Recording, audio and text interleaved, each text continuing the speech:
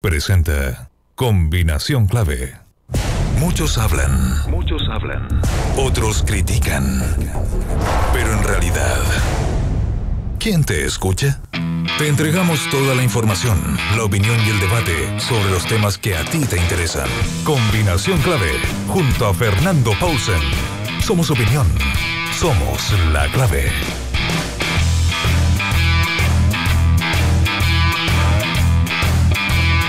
Normalmente, ustedes saben, hacemos una editorial a esta hora. Eso funciona cuando no tenemos invitado desde el comienzo.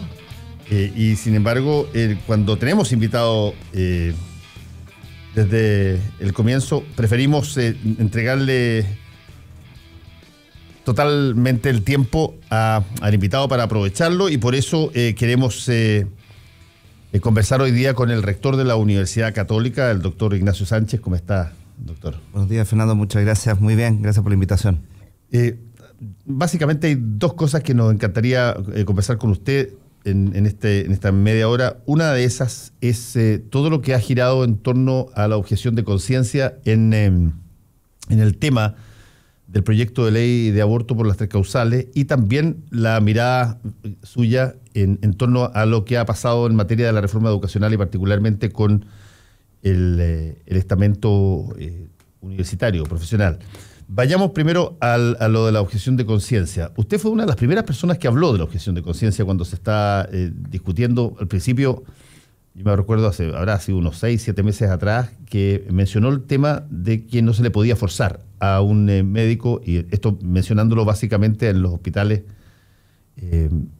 como el hospital de la Pontificia Universidad Católica, no se le podía forzar a que practicara un aborto si es que su pensamiento no estaba de acuerdo con ello, o su fe religiosa. Se ha ahora establecido en el proyecto de ley, se aprobó que la objeción de conciencia abarcara a todo el equipo médico. ¿Cuánto de esto cree usted que puede ser asumido por ejemplo, el hospital de la Universidad Católica? ¿Los médicos ahí todos están matriculados detrás de no practicar un aborto, o sí? Bueno, el tema es amplio, y voy a hacer una postura, digamos, más general inicialmente, y después, por supuesto, responder su pregunta. Nosotros pensamos que desde el principio, este proyecto lleva 2 años y 6 meses, una cosa así, desde que se planteó por primera vez. Pensamos que desde el principio esto ha sido más bien una legalización más que una despenalización, y básicamente porque al dar un derecho de prestación de salud, lo legaliza en la práctica. Si no fuera una legalización en la práctica, no estaríamos hablando de la objeción de conciencia. Si solamente fuera una despenalización, podría ser muy optativo donde se realiza el procedimiento. Y cuando entonces se legaliza por la práctica del derecho y del código sanitario, lo que nosotros planteamos casi ya hace un año, fue que tenía que haber la posibilidad de que las personas que estaban sometidas a hacer este procedimiento se objetaran en conciencia. Siempre pensamos que no tenía que ser solamente el médico ginecólogo, sino que también el médico anestesiólogo, la arsenalera, la enfermera, el equipo de salud. Las prestaciones de salud se hacen en equipo, no solamente por un profesional. Por lo tanto, a mí me parece que es una buena noticia que en el Senado eso se haya corregido, por lo menos en la comisión. Vamos a ver qué pasa en la sala, para que no haya discriminación en términos de la profesión de los que van a eventualmente prestar este procedimiento. Ahora, también nosotros, Fernando, usted sabe, hemos insistido en el tema del ideario institucional, no de la conciencia institucional, porque mucha gente ha festinado sobre ese punto, sino que del ideario de una institución. Sí, obviamente que son las personas las que tienen la conciencia, pero las personas libremente se asocian en nuestra sociedad en organizaciones intermedias, que pueden ser universidades, pueden ser hospitales, centros prestadores de salud, en términos de principios, valores, en términos de dónde uno quiere trabajar, en donde se refleja el espíritu de trabajo que uno tiene para cosas tan fundamentales como el cuidado de la vida. Yo creo que aquí el punto central es si uno considera que hay una vida o no en ese niño que tiene 12, 14, 16 semanas y que va a entrar a un pabellón vivo y va a salir de ese pabellón sin vida. Ese es el punto esencial. Sí. Ahora, yo no he conocido a nadie de ningún tipo de postura que diga que no hay vida. La pregunta que muchos de ellos se hacen es si esa vida es vida humana o no es vida humana. Y lo segundo tiene que ver con cuando usted menciona de que puede haber una suerte de gente que se agrupa en torno a instituciones que tienen determinadas características. ¿Implica eso de alguna manera que se pondría como exigencia para que uno prestara servicio como facultativo, como arsenalera o como anestesiólogo o como médico en los hospitales, por ejemplo, de la Universidad Católica, como exigencia el que manifiestamente señalaran que no pueden practicar aborto? No, bueno, primero, en lo que usted dice... En caso antes, que fuera ley, por estoy claro, pensando, por cierto. Claro, primero lo que usted dice antes, que dice que no conoce personas que no digan que hay vida. Yo creo que si hay vida, necesariamente tiene que ser una vida humana. Yo creo que el tema de discusión es el concepto de persona. Exacto. El concepto de persona. Ahora, lo que nosotros hemos dicho siempre, desde el punto de vista biológico, más que de la creencia religiosa, desde el punto de vista biológico, es que el encuentro de dos células genera y gatilla un proceso que no termina hasta el nacimiento y que no termina hasta la vejez y que no termina en el desarrollo humano. Por lo tanto, cuando uno dice que esto comienza a ser persona, yo creo que eso es completamente subjetivo, y lo que uno sí sabe es que cuando se fecunda, a los 2 días, a los 4 días, a los 20 días van ocurriendo procesos. Alguien decía en la semana 16 o en la semana 14 el sistema nervioso central. De hecho, hay varias legislaciones alrededor del mundo que colocan el número de semanas que distinguen entre la consolidación de lo que podemos llamar esa persona y lo que antes tienen nombres distintos, cigotos, qué sé yo. Claro, pero si usted ve, y tenemos aquí en vista un libro de embriología básica, por lo cual yo estudié el 2º año y todos los estudiantes de medicina aprenden, los libros de embriología básica muestran que, por ejemplo, a los 21 días ya hay evidencia clara de un sistema nervioso central, a los 21 días. Por ejemplo, que a las 4 semanas ya hay cavidades en el corazón. Entonces, y eso son 4 semanas, Fernando, no son 22, ni 14, ni 18. Entonces, por eso digo que es completamente subjetivo el límite, y que lo que uno tiene que decir es que se desencadena un proceso de vida que se inicia en la fecundación y después ocurren estos otros procesos. Con respecto a la pregunta suya, desde hace muchísimos años, 20, 30 años, todas las personas que entran a trabajar en nuestra universidad firman la declaración de principios de la universidad, y uno de esos elementos de la declaración de principios es el cuidado y el respeto por la vida humana, porque en el momento en que nuestra sociedad comience a discutir temas de eutanasia o de otro tipo, nosotros vamos a tener la misma postura, el cuidado de la vida desde la fecundación hasta la muerte natural. Y entonces no se trata, como alguien me decía, vamos a empezar a perseguir personas. No se trata de eso. Las personas que trabajan aquí, lo hemos vuelto a conversar con los médicos, están muy comprometidos con el cuidado de la vida humana. Si alguien legítimamente cambiara de posición, bueno, yo creo que esa persona tiene que hacerse la pregunta interna, no porque vaya a hablar con el decano o con el rector. Sí. La pregunta interna: ¿estoy en el lugar para desarrollar lo que yo quiero hacer? ¿Es este mi lugar o es otro lugar donde yo tengo que desarrollar tareas que no son compatibles con esta institución? Estamos conversando con el rector de la Pontificia Universidad Católica, Ignacio Sánchez. Rector, el tema del aborto de las 3 causales no es una cosa que haya nacido acá ni tenga solamente expresión en Chile, sino que ha sido una discusión más o menos exactamente parecida en todos los países donde ha habido estos proyectos de ley. Probablemente llamémoslo así, intercambio o diálogo más importante que se conoce de una persona católica con otra persona católica discutiendo esto fue el de Valéry Giscard d'Estaing con el Papa. Cuando Valéry Giscard d'Estaing, presidente de Francia, a la sazón, estamos hablando a principios de los 70, él señala que le habla al Papa Juan Pablo II y le dice que yo soy presidente de la República de un Estado laico. Dice, no puedo imponer mis convicciones personales a mis ciudadanos, sino más bien lo que tengo que hacer es velar porque la ley se corresponda con el estado real de la sociedad francesa, estoy citando, para que pueda ser respetada y aplicado. Comprendo, dice, desde luego el punto de vista de la Iglesia Católica y como cristiano lo comparto. Juzgo legítimo que la Iglesia Católica pida a aquellos que practican su fe que respeten ciertas prohibiciones, pero no es la ley civil la que puede imponerlas con sanciones penales al conjunto del cuerpo social. Como católico estoy en contra del aborto. Como presidente de los franceses considero necesaria su despenalización, que es básicamente lo que plantea. ¿Qué tanto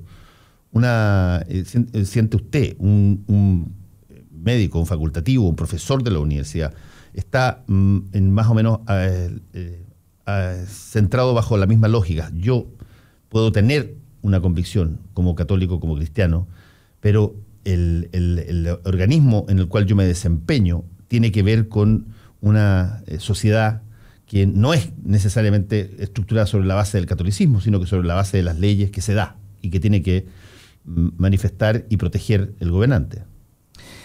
Claro, yo vuelvo a insistir en que mi postura, más que como católico, es una postura como médico y como una persona que cuida la vida y que cree que la vida es el primer derecho humano.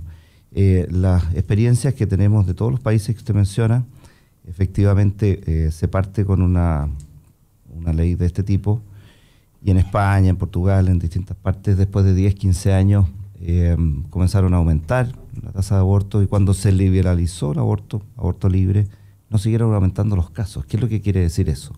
Que este inicio de estas 3 causales va a dar origen y puerta a otras causales que no van a estar dentro de esas 3 causales, y que va a repetirse lo que se da en otros países, que a través de otras argumentaciones se van a realizar y se van a autorizar abortos por causales que hoy día estas tres causales no lo incluyen. Entonces, me parece que claramente esto es abrir la puerta. Alguien dice, bueno, pero hoy día la primera causal en cualquier hospital se cuida el derecho a la madre. Eso es así, Fernando, pero la definición de aborto, creo que hay que insistir en ella, es un procedimiento que va directamente a eliminar la vida del niño que está en gestación.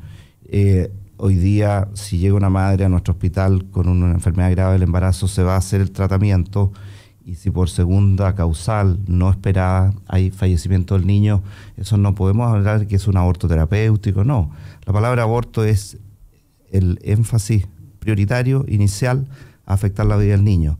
El tratamiento que se hace en la primera causal hoy día es tratar de salvar la vida de la madre y también la del niño. Si no se puede, porque tiene un cáncer, porque hay que hacer radioterapia, porque hay que intervenir y fallece el niño, es una segunda causal. Entonces, a mí me parece que hay que tratar de separar los planos de la parte religiosa de la parte que uno lo ve como ser humano y como cuidado de la vida humana. Ahora, en ese sentido, es lo que a mí me parece el proyecto sigue avanzando, y uno tiene que estar claro de que ha pasado muchas etapas. Hoy día está en la etapa de Hacienda, etcétera, la comisión. Y en ese sentido es lo que nosotros estamos diciendo. Bueno, nosotros trabajamos en un servicio de salud, en un hospital, en una red de salud que quiere proteger la vida, que tiene estos principios, esta mirada que le hace bien al país, no es que le haga mal. A mí me llama la atención que hay como una especie de foco, una especie de encono, siempre preguntando, bueno, ¿qué va a hacer la Universidad Católica? ¿Va a contratar médicos para hacer este procedimiento? No. Yo creo que lo sorprendente sería que nosotros dijéramos que sí, que vamos a contratar médicos para hacer este procedimiento. Lo coherente y lo lógico es decir que no vamos a contratar un médico especialmente para hacer este procedimiento, que nuestros profesionales están de acuerdo con esta mirada de respeto y cuidado a la vida. Y creo que es una muy buena noticia que si se llega a aprobar la ley, exista 1 o 2 lugares de prestación de salud en donde se sepa que en estos lugares se protege la vida, desde el principio hasta la muerte natural. Y las personas que libremente accedan aquí van a saber que están en ese entorno. Y las personas que quieran buscar este procedimiento, los vamos a derivar siempre y cuando sea una derivación segura. Aquí nunca estamos hablando de sujetos o madres que estén en riesgo vital, por supuesto que se van a tratar como siempre se ha hecho. pero me parece que forma parte también de una sociedad democrática y una sociedad plural el hecho que hayan instituciones que tengan esta mirada y que tengan convenios de derivación, pero que aseguren que a su interior no van a estar estos procedimientos y que se les respete. Sí, ¿cuál fue la realidad que se produjo en los países, por ejemplo en Italia, donde está el Vaticano? ¿Cuál fue la realidad que se produjo inmediatamente después de que se estableció, por ejemplo, la legalización del aborto? ¿Qué hacían los hospitales católicos o los hospitales clínicos católicos? ¿Derivaban? Hacían derivación, en Estados Unidos también. Nosotros tenemos, ustedes bien saben, nuestra red de salud, UC Christus. Tenemos desde hace 4 años una alianza con un grupo de prestación de salud norteamericano en que estamos trabajando en conjunto y conocemos mucho en Estados Unidos, en distintos países, la legislación. Cuando hay fundadas razones, hay hospitales que quedan excluidos y que se les permite la derivación. Nosotros también tenemos que decir que la Universidad Católica va a cumplir 130 años. La Facultad de Medicina va a cumplir 90 años. No somos aparecidos en el sistema. No es que sea un hospital que tenga 5, 8 años y que plantea esta postura. Por lo tanto, creo que tiene que considerarse que estamos aportando y que estamos mostrando una nueva forma de prestación de salud que va al cuidado de la vida. También, Fernando, usted no me lo ha preguntado, pero ha habido polémicas sobre, pero la Facultad de Medicina recibe fondos públicos. Sí, le iba a preguntar también. Entonces, claro, reciben fondos públicos. Entonces, la gente tiene que saber que los fondos públicos en salud que nosotros recibimos no es un fondo basal por algo que podamos hacer. Son prestaciones de salud de 2 formas. Primero, FONASA libre elección. Fíjese que cerca del 50% de nuestros pacientes son FONASA en nuestra red de salud. O sea, es una red de salud muy abierta, muy de servicio público. FONASA para exámenes de laboratorio, para hospitalizaciones, para consultas ambulatorias. Es la persona que tiene FONASA que libremente elige venir a nuestros centros. Y el segundo punto es convenios con el sector público para cardiopatías congénitas, operar niños pequeños con cardiopatías, para recibir adultos y niños en la unidad de cuidados intensivos, para trasplantes renal, hepático, cardíaco, para prestaciones de salud muy complejas que la red de salud las abre y recibe a pacientes del sector público. Usted me va a decir que esto tiene que ver con lo que estamos hablando. Usted me va a decir que le vamos a poder explicar a la familia de la señora La Pintana que traslada a su marido, a su padre, a nuestra universidad a través de un convenio con el sector de salud suroriente, porque en el Hospital Sotero del Río no hay cupo, no hay camas, no están las condiciones, o porque no están las condiciones en el sector público para hacer un trasplante. Vamos a meter en ese contexto esta discusión. A mí me parece un despropósito, me parece que es llevar el tema a un grado de ideología máxima cuando lo que estamos diciendo es que se va a derivar de manera segura. Ahora, el problema, desgraciadamente, rector, estamos como en el rector de la Universidad Católica, Ignacio Sánchez, el problema tiene un componente siempre muy fuerte en todas partes del mundo ideológico. Tiene que ver un poco con la percepción de cuándo comienza la vida, tiene que ver con la diferenciación entre lo que es un Estado laico versus la convicción o creencia de las personas. Por lo tanto, hay ideología, no es una mala palabra, la palabra, inevitablemente eso sucede así. Por lo tanto, aquí va a haber mucho de ese componente y en algún momento dado va a salir un resultado de eso, que puede ser en la forma de una ley, y a partir de ahí se va a crear una realidad práctica en los hospitales. Es interesante saber, básicamente, que probablemente durante algún tiempo, no sé si es que eternamente, porque al final las cosas se normalizan, pero durante un tiempo van a haber situaciones distintas donde las personas que tienen, o las mujeres tienen ganas o tienen una situación que incluye estas 3 causales, no van a poder ir a ciertos lugares y van a tener que ir a otros para practicarse eso, porque no está todo el país actuando bajo el concepto de la misma ley, digamos. Claro, pero yo creo que el gran problema aquí no es nuestra universidad, que como digo, o nuestro hospital, que como digo, con un adecuado convenio de derivación. Hoy día, por ejemplo, muchas clínicas, hospitales, etcétera, tienen convenio de derivación con nosotros para prestaciones complejas, trasplantes y otras que yo le digo. Así que el proceso, tanto FONASA y SAPRE, eso no es complicación.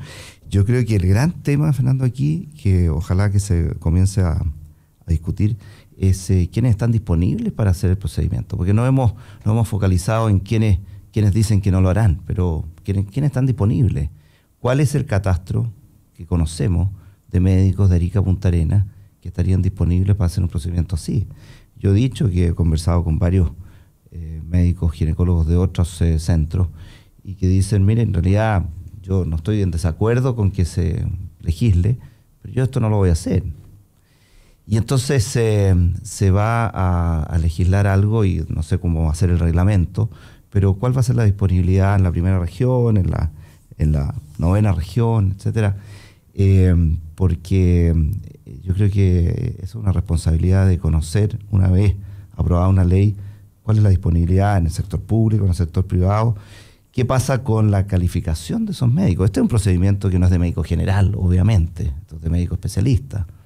La segunda causal, vamos a estar seguros de que cuando se dice que un niño tiene una enfermedad inviable al nacer, eso es así, es extremadamente complejo, ecográficamente, los exámenes de laboratorio. Si es complejo aquí en países desarrollados, me imagino lo complejo que puede ser en regiones con menos metodología, con menos implementación.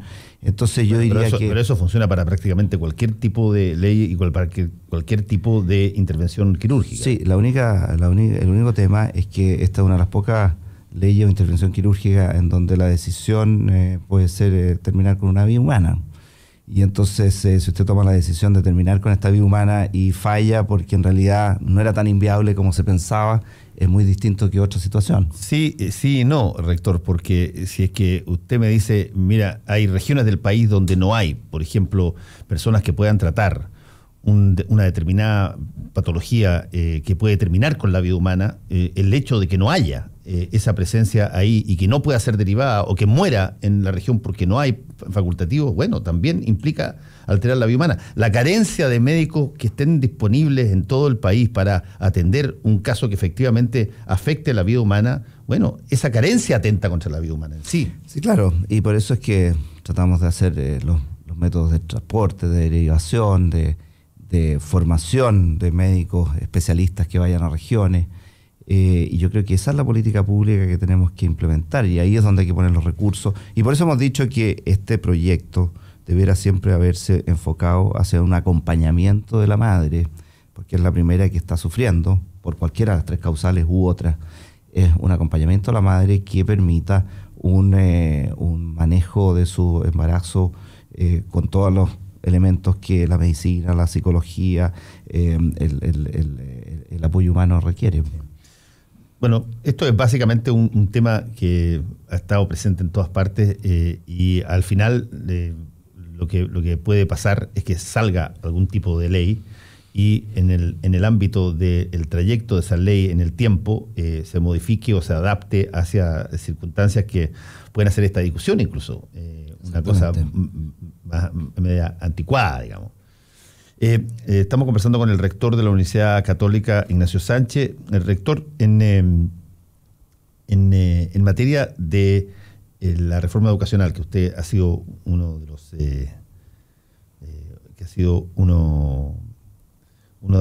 de los más locuaces en términos de destacar algunas de las falencias y particularmente las que tienen que ver con el tema de la gratuidad. ¿Cuál es la posición de la Universidad Católica respecto de la última situación de gratuidad? ¿Dónde están ustedes colocados en todo este sistema? Bueno, el tema de gratuidad, el tema de la reforma, nosotros hemos sido críticos en primer término por lo que puede afectar la autonomía de las instituciones, en segundo término por lo que significa una mirada de educación superior, de compromiso público, que no es solo lo estatal. Hemos sido críticos también de una conformación de la Comisión Nacional de Acreditación, por lo que significa el tema de la calidad, y también del financiamiento, tanto institucional como estudiantil. Usted me pregunta sobre la gratuidad. Nosotros por segundo año estamos en gratuidad, tenemos 4.000 100 estudiantes en gratuidad. Tenemos un déficit por estos estudiantes. El déficit de este año va a ser aproximadamente de 1.500 millones. El año pasado fue de 1.700 millones. Han habido algunos cambios, han habido algunos recursos extras para ir paliando el déficit. En el caso de nuestra universidad, es la universidad que concentra el mayor déficit, pero hay otras 6 o 8 que están quedando con esta deficiencia. Nos parece que cuando se plantea un proyecto de gratuidad, tiene que ser sustentable, tiene que considerar los costos de proyectos de mayor calidad. No es lo mismo tener una carrera que tiene 10 profesores a tener una carrera que tiene 50 profesores, algunos de ellos haciendo investigación, en contacto con profesores de extranjero. Lo que nosotros queremos es que nuestros alumnos estén en una institución de calidad internacional y sean profesionales, científicos o artistas del primer nivel para el país. Y pensamos que los proyectos educativos tienen que tener, por supuesto, ciertos aranceles regulados para evitar alzas injustificadas, pero que tiene que considerarse dentro del cálculo de esos aranceles la calidad del proyecto educativo. Y lamentablemente eso no ha sido así. Creo que podemos seguir avanzando en un camino. Se ha focalizado en el 50%, para el próximo año tenemos un alza hacia el 60%. En nuestra institución vamos a tener 1.000 alumnos más, vamos a tener más de 5.000 en gratuidad. Porque hemos estado desde el principio en gratuidad por 2 motivos principales: porque tenemos un compromiso con nuestros estudiantes y su familia, y porque queremos, al estar dentro del proyecto, poder mejorarlo, poder aportar, poder ser críticos, constructivos desde dentro. No nos parece que vamos a estar mirando desde afuera y haciendo críticas. ¿Cuál es la realidad hoy día en términos de niños que están en la Universidad Católica con gratuidad? La realidad, como digo, son más de 4.000, lo que representa aproximadamente cerca de un 20%.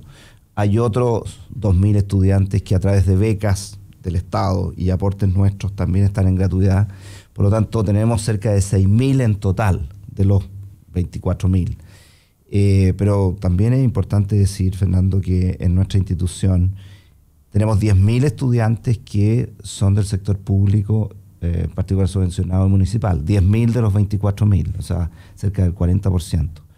Y el 52% de nuestros estudiantes, o sea, más de la mitad, reciben beneficios económicos, ya sea gratuidad, becas parciales, becas de alimentación, etcétera. O sea, quisiera yo desmitificar este tema de que los estudiantes de la Católica tienen una situación económica muy distinta, por supuesto que hay otras universidades que tienen estudiantes con mucho mayores carencias, pero más del 50% de los estudiantes que van a nuestra universidad necesitan apoyo económico porque la educación universitaria es extremadamente cara. Y nosotros sabemos que un grupo tendrá que tener gratuidad, hoy día estamos llegando al 60%, otro grupo tendrá que tener un sistema de créditos adecuado que se pueda pagar, y son muy pocos los que pueden pagar de su bolsillo la universidad. ¿Será un 5% del país? ¿Será un 3%? ¿Quién puede pagar 500.000 pesos al mes por cada hijo que tiene en la universidad? Muy poca gente. Entonces tenemos que tener esa sensibilidad de decir cómo se acercan las mejores universidades del país a la familia chilena, cómo podemos realmente ser un factor de educación, de cambio, de entrega a los mejores profesionales para el país y adecuarnos a una situación económica nacional que es muy dura. Estamos terminando con el rector de la Universidad Católica, Ignacio Sánchez. Rector, ¿ustedes tienen percibido o proyectado de alguna manera aumentar esos cupos de gratuidad a futuro? Por supuesto, nosotros lo que hemos hecho desde hace ya muchos años es tener distintos proyectos de admisión inclusiva. Cuando hablamos de admisión inclusiva no es solamente socioeconómica, pero es muy importante esa parte, a través de un programa que se llama Talento Inclusión, que va de Arica a Punta Arenas, que incluimos más de 600 estudiantes que tienen muy buen talento académico, que han tenido menos rendimiento en las pruebas de selección y que provienen del sector particular subvencionado municipal. También tenemos un programa PENTA, de talento académico. Estamos en el PASE, del acceso a educación superior. Tenemos un programa que se llama PIANE para estudiantes con necesidades educativas ¿Esos son especiales. sin becas ni créditos ni nada? ¿Son gratuitos o qué? Estos son con gratuidad en el momento en que los estudiantes están en el 50 o 60% inferior en cuanto a ingreso, y con becas, créditos y beneficios de la universidad y beneficios del Estado en términos de que esas familias pueden estar superior al 50 o 60% de ingreso. Pero lo que sí estamos haciendo es que una cosa es lo económico y otra cosa es el acceso. Por ejemplo, en este programa Talento e Inclusión hay estudiantes que son los primeros del curso, en Rengo, en Puerto Natales o donde ellos estén, y que les faltó un 5, un 10% de puntaje para entrar a ingeniería, para entrar a educación, para entrar a medicina, y entran en este programa porque han tenido este talento y este rendimiento en sus puntajes ranking, en sus puntajes nota, faltándole un poco en la PSU. Y lo interesante, Fernando, es que ya llevamos más de 5 años con el programa, partió en ingeniería, es que cuando usted los apoya académicamente en los primeros 2 años, en el año 3, 4 y 5 no solamente se nivelan, sino que muchos de ellos superan a su resto de compañeros, porque son estudiantes que les han faltado oportunidades, pero el talento y el esfuerzo lo tienen. Entonces es crucial abrir estas puertas de acceso, apoyar dentro de la universidad, y que la invitación a entrar a la universidad sea una invitación al egreso.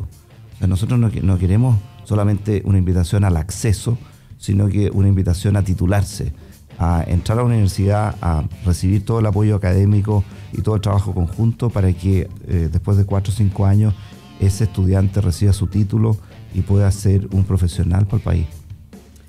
Queremos agradecerle al rector Ignacio Sánchez por haber estado aquí con nosotros. Muchas gracias, rector. Gracias, Fernando. Buen día. Volvemos. No te separes de la 92.9. Ya regresamos con más opinión y debate en Combinación Clave. Quédate.